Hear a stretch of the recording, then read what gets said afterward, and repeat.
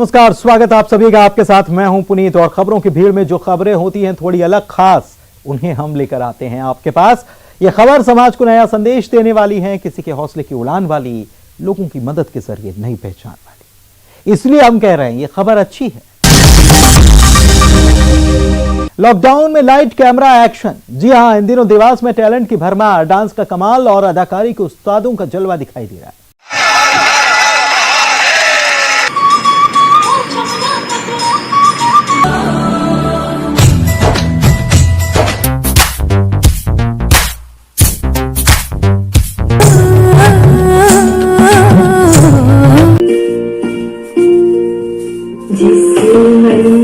दिल को लुभाता, जादू चलाता, मंत्र मुक्त करता ये फोक डांस।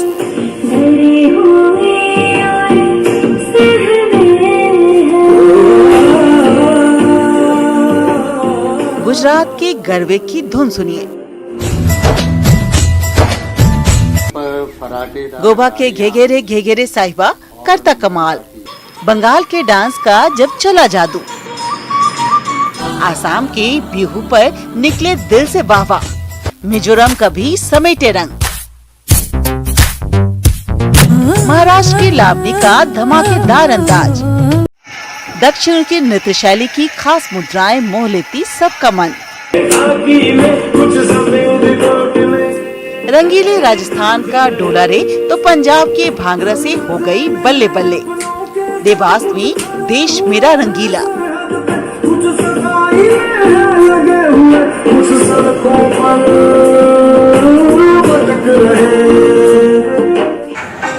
लॉकडाउन में ऐसे ही हर घर में समा रहे थे देश के सांस्कृतिक रंग। देवास में बचपन बेचैन नहीं हो रहा था, बल्कि हर घर में शुरू हो गया था लाइट कैमरा एक्शन। कहीं नन्हे कलाकारों का हर हर महादेव, कहीं राधा कृष्ण की लीलाएं, बॉलीवुड के गानों पर डांस का तड़का, वेस्टर्न डांस पर मचा धमाल। ऐसे थिरके लॉकडाउन में हुनरबाज। ये देवास शहर की तस्वीर है, जहां प्रशासन ने लॉकडाउन में अनोखी पहल की। बच्चे बोर ना हो, इसके लिए महिला बाल विकास ने एक अनोखी नायाब तरकीब निकाली, और वो तरकीब थी ऑनलाइन टैलेंट शो की।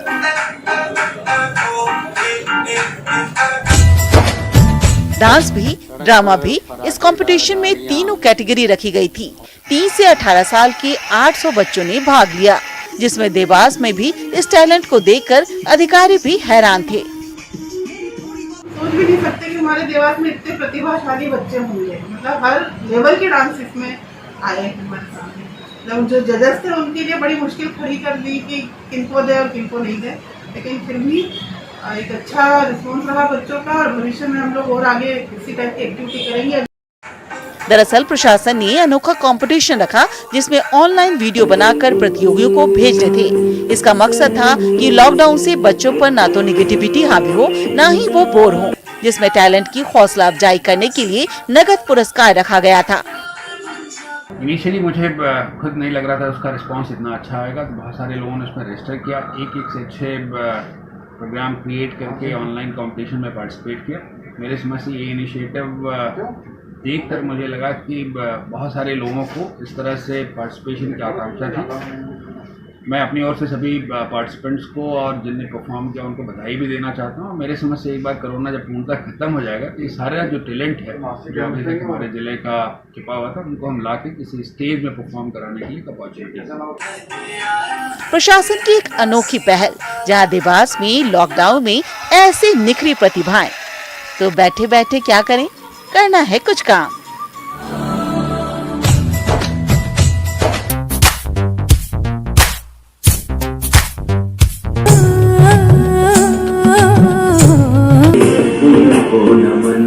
देवास से वरुण राठौर के साथ bureau report, news 18, Madhya Pradesh, Chhattisgarh.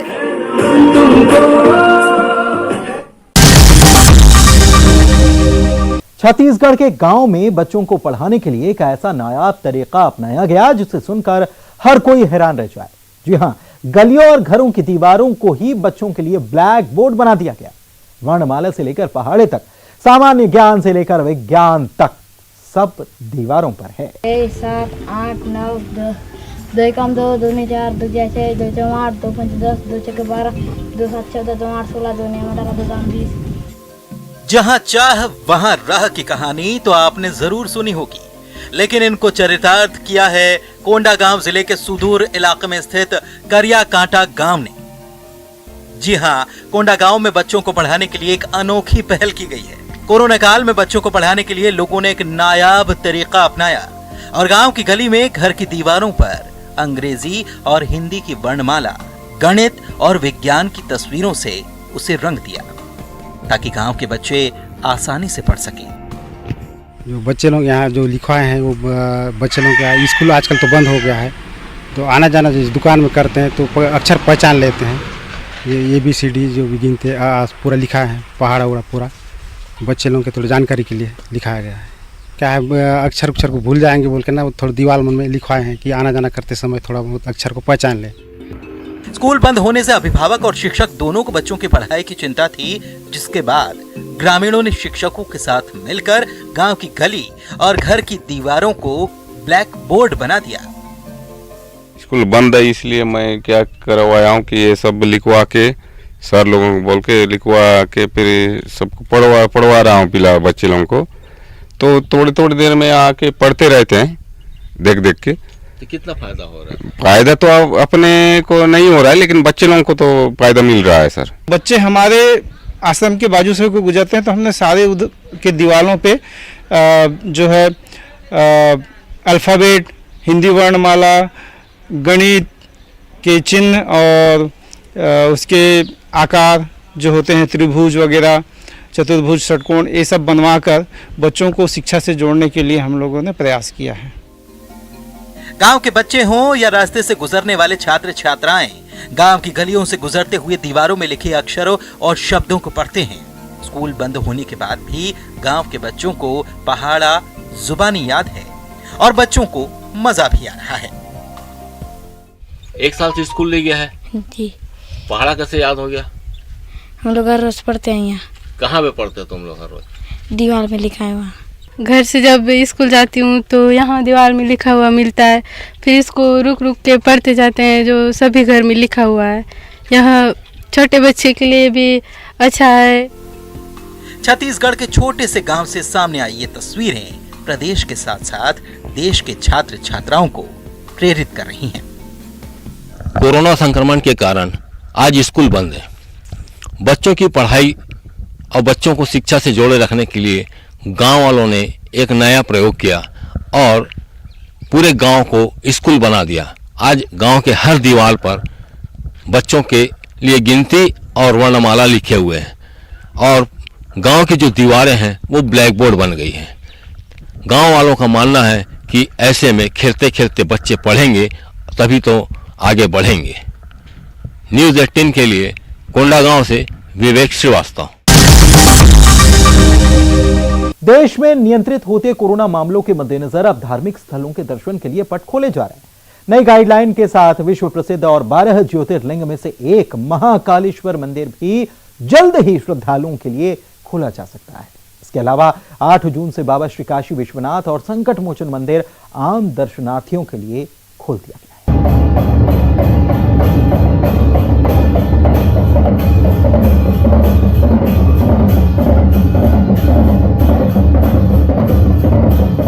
देश में नियंत्रित होते कोरोना मामलों के मद्देनजर अब धार्मिक स्थलों के दर्शन के लिए पट खोले जा रहे हैं। नई गाइडलाइंस के साथ विश्व प्रसिद्ध और 12 ज्योतिर्लिंगों में से एक महाकालेश्वर मंदिर भी जल्द ही श्रद्धालुओं के लिए खोला जा सकता है। इसके अलावा 8 जून से बाबा श्री काशी विश्वनाथ और संकट मोचन मंदिर आम दर्शनार्थियों के लिए खोल दिया गया है। उज्जैन आपदा प्रबंधन की बैठक में कई अहम फैसले लिए गए। इस दौरान बताया गया कि दर्शन का मौका सिर्फ उन्हीं श्रद्धालुओं को मिलेगा जिन्होंने वैक्सीन लगवा ली है। इसका प्रमाण पत्र दिखाकर ही महाकाल मंदिर में प्रवेश मिल सकेगा। इसके साथ ही श्रद्धालुओं को कोरोना गाइडलाइंस का पालन भी करना होगा। हालांकि आम श्रद्धालुओं को प्रवेश की अनुमति 15 जून के बाद ही मिलेगी।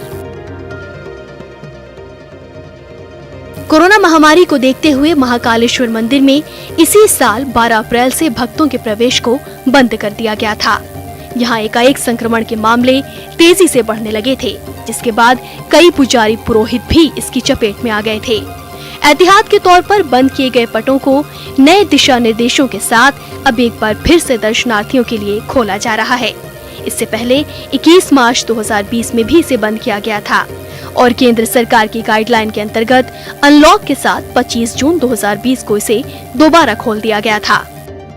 अभी तो 15 तारीख तक जो मध्य प्रदेश शासन और केंद्र सरकार ने जो गाइडलाइन दी है उसी को हम पालन कर रहे हैं। पहले तो जो 2 वैक्सीनेशन करा के या 1 वैक्सीनेशन कराया हुआ है वो अपना कार्ड लेके आए, प्रमाण पत्र, और दर्शन करने के लिए उसी को हम पात्र मानेंगे। पहले वैक्सीनेशन का करेंगे, उसके बाद फिर हम उसका निगेटिव का वो लेंगे प्रमाण पत्र, फिर इसे धीरे धीरे करेंगे, पर 15 के बाद होगा। वहीं दूसरी तरफ 8 जून से बाबा श्री काशी विश्वनाथ और संकट मोचन मंदिर भी आम दर्शनार्थियों के लिए खुल गया है। दर्शनार्थियों के लिए मास्क और सोशल डिस्टेंसिंग जैसे नियम अनिवार्य हैं। एक बार में 5 श्रद्धालु ही अंदर जा सकते हैं। किसी चीज को स्पर्श करना, माला टीका का उपयोग और गर्भगृह में प्रवेश वर्जित है। उज्जैन से आनंद निगम के साथ ब्यूरो रिपोर्ट, न्यूज़ 18।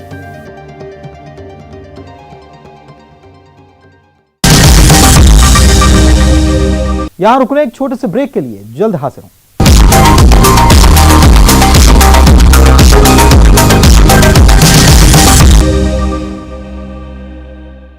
कोरोना महामारी की पहली लहर से लोग अभी उबरे नहीं कि दूसरी लहर ने दस्तक दी, और इस बार भी खतरनाक अंदाज में। दूसरी लहर ने आम जिंदगी की रफ्तार को धीमा किया, लेकिन इस लहर में भी एक चीज ऐसी थी जो न थमी न रुकी, और वो है रेलवे। मुश्किल वक्त में रेलवे की गति ने इस कदर रफ्तार पकड़ी कि 2 ही महीनों में 650 करोड़ रुपए की कमाई की। सुनने में अजीब लग सकता है, लेकिन यही सच है। देखिए यह खास खबर।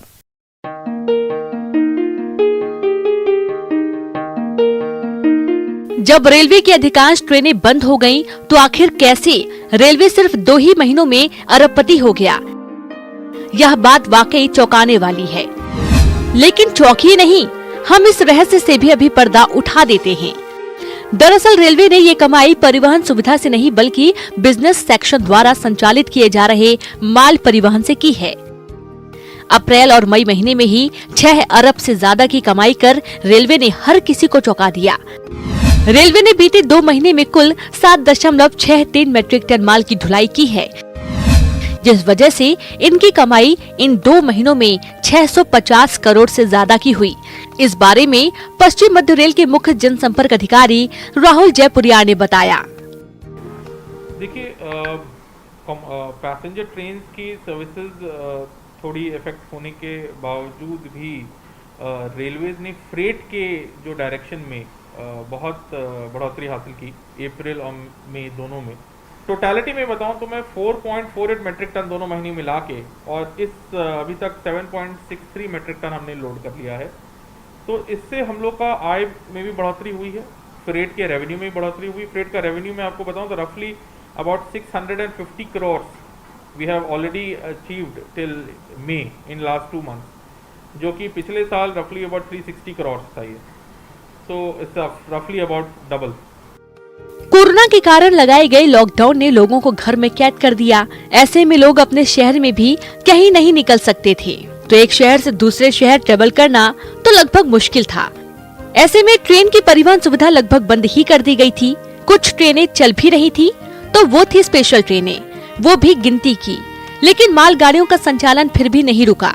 बता दें कि रेलवे द्वारा माल की ढुलाई में कई कीमती मिनरल से लेकर ट्रैक्टर तक शामिल हैं।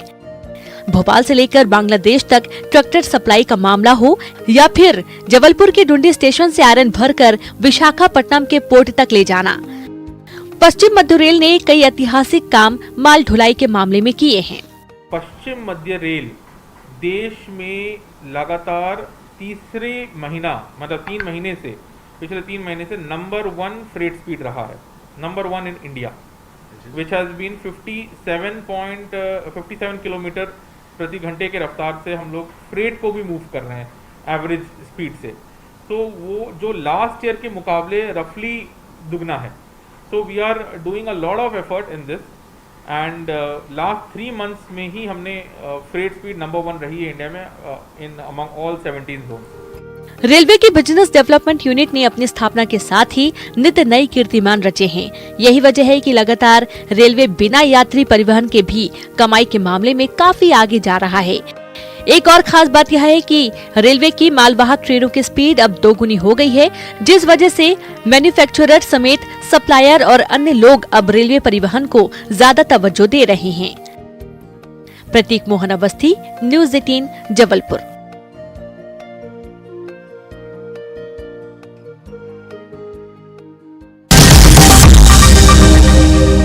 विद्या बालन की फिल्म शेरनी इन दिनों सुर्खियों में है। 18 जून को यह फिल्म रिलीज होने वाली है, लेकिन फिल्म से छत्तीसगढ़ की एक बेटी का नाम जुड़ा है।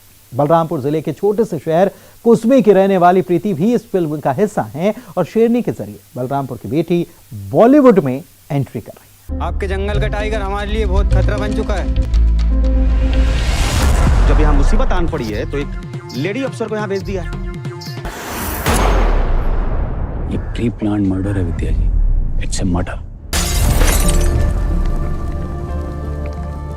यहाँ के लोग जंगल पर डिपेंड करते हैं, जंगल भी उन पर डिपेंड करता है। छोटे से शहर की बेटी अगर बॉलीवुड में कदम रखती है तो हैरानी सबको होती है कि आखिर कितना टैलेंट होगा जो यहाँ तक पहुँच पाए। बड़े बड़े स्टार के साथ काम करने का मौका मिला। छत्तीसगढ़ी फिल्म के साथ साथ सीरियल में काम करने के बाद प्रीति को विद्या बालन के साथ शेरनी फिल्म में काम करने का मौका मिला है। प्रीति फिल्म शेरनी में फॉरेस्ट ऑफिसर के किरदार में नजर आएंगी। देखिए, ये जो फिल्म है एक शेरनी के ऊपर निर्धारित है। ये जो फिल्म है एक अवनी नाम की शेरनी थी जो कि कुछ आदमखोर हो गई थी, कुछ 12-13 लोगों को खा गई थी। तो ये पिक्चर उस पे बनी हुई है। मैं 2016 में मुंबई गई थी और उस टाइम पे मुझे बॉलीवुड का कुछ भी नहीं पता था, कुछ भी नॉलेज नहीं था कि मैं किधर जाऊं, क्या करूं। तो मैंने स्टार्टिंग में कास्टिंग ज्वाइन किया, जहां पे मैं लोगों को कास्ट करती थी सीरियल्स के लिए।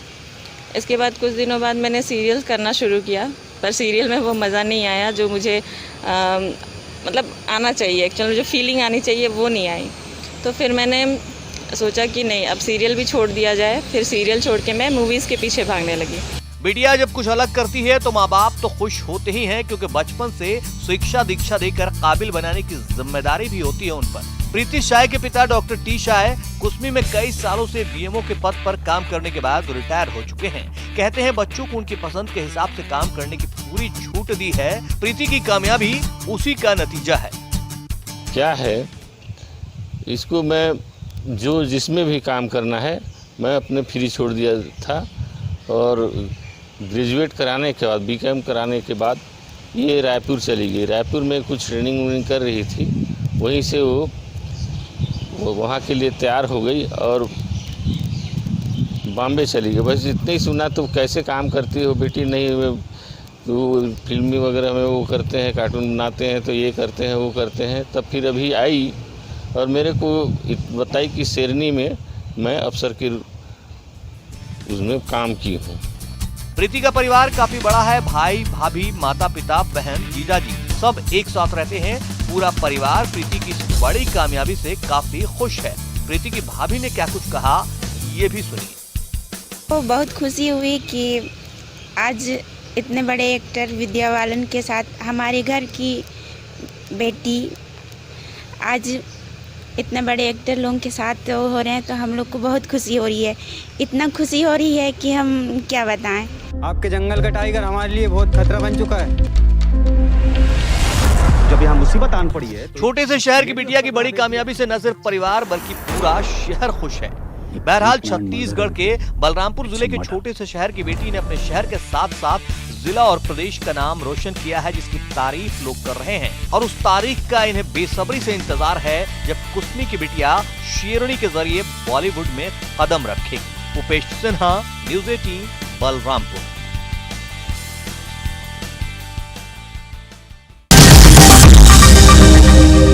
कोरोना के दौरान लगे लॉकडाउन में लोग घरों में रहने को मजबूर हैं और कुछ कर नहीं पा रहे, और कुछ ऐसे लोग हैं जो घर में मिले समय का पूरा सदुपयोग कर रहे हैं। उन्हीं में से एक हैं ओडिशा के अरुण साहू, जिन्होंने लॉकडाउन के दौरान घर में रहकर लकड़ी की हनुमान चालीसा तैयार कर दी।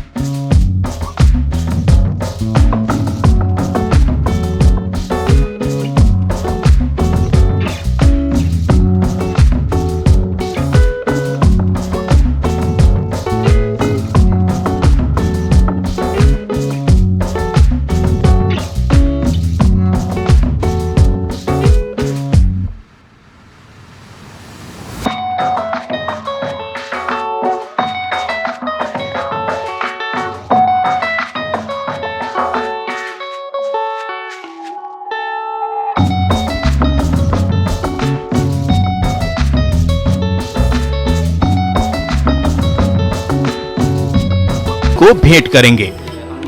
माध्यम से दो बनाए हूँ। हमारा जो स्टेट का जो ऑनरेबल सीएम सर है श्री युक्त नवनीत पटनायक उनके लिए, और एक बनाए हूँ हमारा देश का प्राइम मिनिस्टर साहब नरेंद्र मोदी जी के लिए बनाया हूँ। उनको मैं ये मेरी तरफ से छोटा सा तोहफा है उनको देने के लिए। चालीसा बनाने वाले अरुण का सपना अब एक छोटा म्यूजियम बनाने की है। इस म्यूजियम में वो दुनिया के तमाम बड़े मंदिरों के लकड़ी से बने प्रतिरूप को बनाकर रखना चाहते हैं।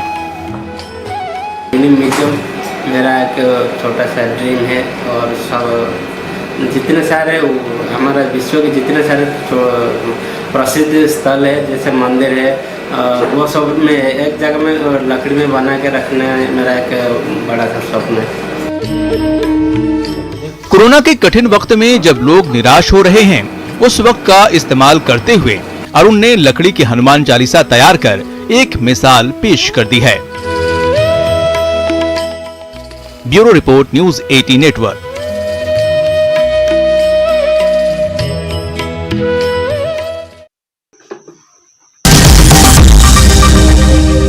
और इसी के साथ अच्छी खबर में आज के लिए बस इतना ही। पूरी टीम को दीजिए इजाजत। नमस्कार।